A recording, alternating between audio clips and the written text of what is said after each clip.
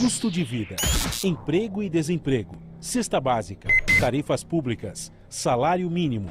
Agora, na Brasil Atual, a análise do DIEESE. E nós vamos fazer contato agora com o diretor técnico do DIEESE, Fausto Augusto Júnior. Bom dia, Fausto. Bom dia, Glauco. Bom dia a todos. Fausto, segundo a análise do Instituto Brasileiro de Economia, da Fundação Getúlio Vargas, a economia brasileira vai ter muita dificuldade, a retomada vai ser muito lenta nos próximos trimestres. Isso porque nem o consumo das famílias, nem os investimentos possíveis, na verdade, vão ter força para puxar e para, na verdade, fazer alavancar aí a economia brasileira.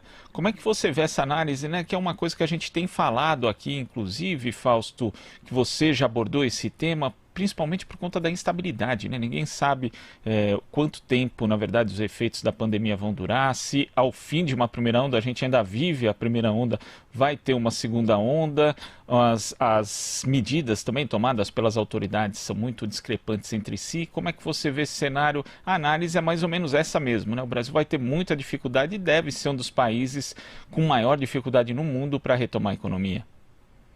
Bem, Glauco, a gente vai assistir. Primeiro que nós temos que chegar no pós-pandemia, né? Nós ainda estamos na pandemia.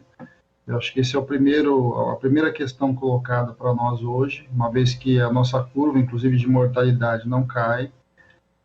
E aí todo mundo começa já um processo de projetar o futuro, projetar o que vai ser econômico, como é que vai ser essa retomada.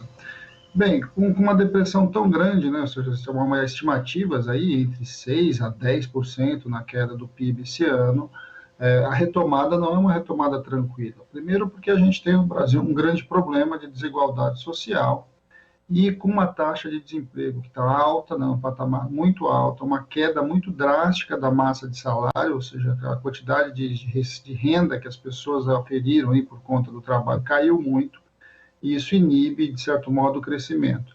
A gente também está assistindo uma taxa de endividamento maior das famílias, ou seja, as famílias estão se endividando mais, o que coloca algumas restrições quando você pensa num crescimento que poderia ser puxado pelo crédito, e aí chegamos num gargalo histórico no Brasil, que é o gargalo dos investimentos, né?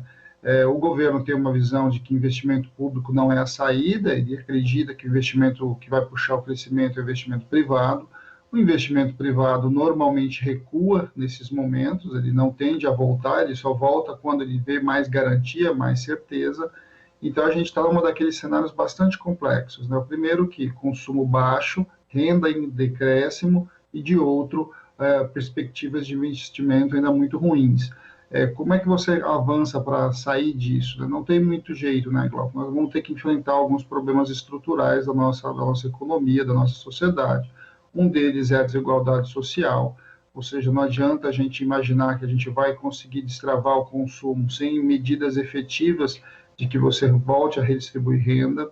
Você precisa de investimento público, de alguma forma o investimento público precisa puxar o investimento privado, então tem todo um movimento que você precisa construir nessa relação público-privado, de modo que o investimento possa retornar, e aí talvez você comece a gestar uma saída mais tranquila. É muito difícil imaginar isso já no próximo ano.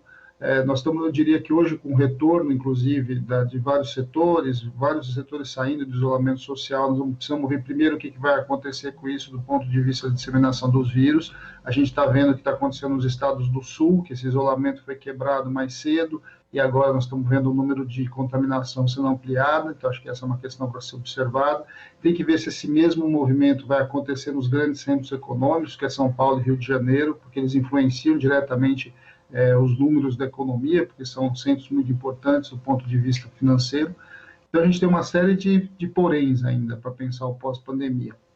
Agora, estamos no linear, inclusive, de ver o que vai acontecer com o auxílio emergencial, porque o auxílio emergencial ele tem injetado recursos na economia e tem mantido minimamente a economia, em especial nas regiões mais pobres do Brasil. Então, acho que essa é uma questão posta para nós. Temos que ver se ele vai ficar só ao longo mais dos próximos 2 meses anunciados, ou ele vai ser estendido. Tem uma questão aí do complemento à remuneração do ponto de vista da redução da jornada, que é pela medida provisória 92.936, que eu acho que a gente tem que olhar também, ela ainda não foi renovada, então isso coloca uma pressão sobre um conjunto de empresas. Eu diria que nós estamos naquele momento, Glauco, que a gente já vem falando há bastante tempo, que a gente chegaria. Nós estamos em julho, nós estamos com uma curva alta e nós já estamos voltando com parte do isolamento e agora é hora do governo colocar suas medidas na mesa, né? Não adianta só a gente falar, agora você tem que trabalhar essas medidas do pós já, para você poder pensar para além, algo que a gente não está vendo. Nem as medidas do durante elas são efetivadas, algumas estão sendo inclusive acabadas nesse período, e se a gente não avançar agora medidas efetivas de manutenção de emprego, de manutenção das empresas, de financiamento para a saída da crise, a gente não vai alcançar isso que está se desenhando, né? Ou seja, a gente não vai conseguir, de fato, lidar com o pós-pandemia, de modo que a economia volte a crescer. E esse cenário de incertezas, ele obviamente inibe os investimentos, tanto das pessoas daqui, né, dos empresários daqui, seja o pequeno, médio ou grande empresário, como também os de fora. Nós não sabemos ainda quanto tempo vai durar essa pandemia. Cidades que, na verdade, passaram a flexibilizar o isolamento social, muitas delas tiveram que voltar atrás, então a gente pode ter que conviver com esse vai e vem do distanciamento social em vários lugares do Brasil, então não existe certeza, e também não existe certeza, né, Fausto, em relação àquilo que o governo pretende fazer, porque o próprio auxílio emergencial, por exemplo, que seria uma medida que daria mais segurança para as pessoas, inclusive para estimular a economia, para que elas possam consumir, ninguém sabe quanto tempo dura, porque é sempre aprovado no solavanco, são 3 meses, depois são mais 2 meses, aí qual o valor vai ser, isso passa a ser discutido, também gera mais incerteza para quem recebe o auxílio emergencial. O ideal seria justamente ter medidas mais efetivas e de caráter mais permanente, não, Fausto? Não há dúvida, Glauco. Bem, a própria combate à pandemia deveria ter tido mais centralização, deveria ter tido mais planejamento, deveria ter tido um caminho em que você soubesse como as coisas aconteceriam. As medidas de enfrentamento à pandemia acabaram ficando por conta de estados e municípios, o que significou bastante descoordenação dessa ação. Isso criou muita dúvida, isso vem criando muita insegurança. Isso, do ponto de vista sanitário, a gente viu o resultado, nós estamos aí com mais de 70 mil mortos no Brasil, e quando a gente olha do ponto de vista econômico, a mesma coisa.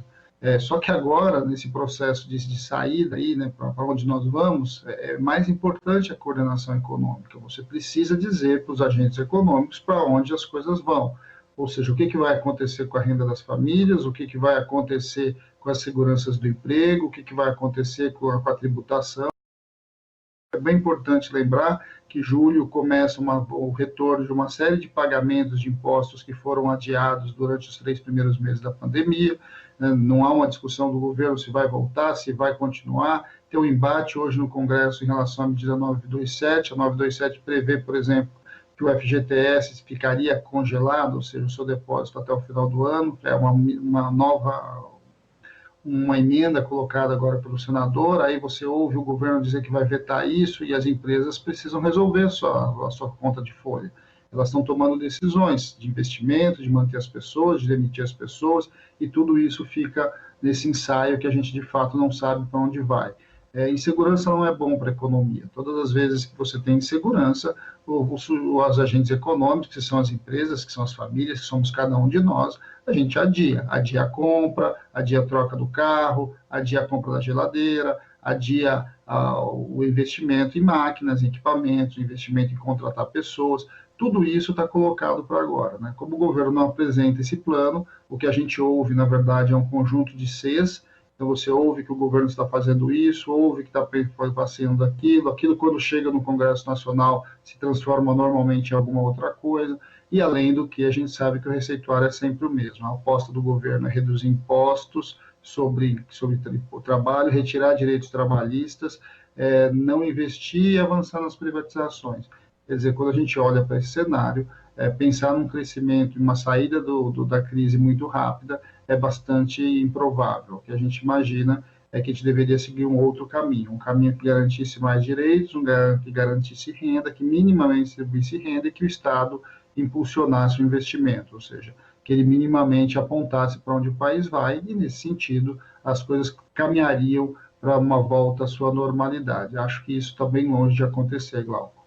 Infelizmente. Fausto, muito obrigado pela sua participação aqui no Jornal Brasil Atual e até a próxima. Até a próxima, Glauco, e bom dia a todos. Bom dia. Conversamos aqui com o diretor técnico do DIEESE, Fausto Augusto Júnior.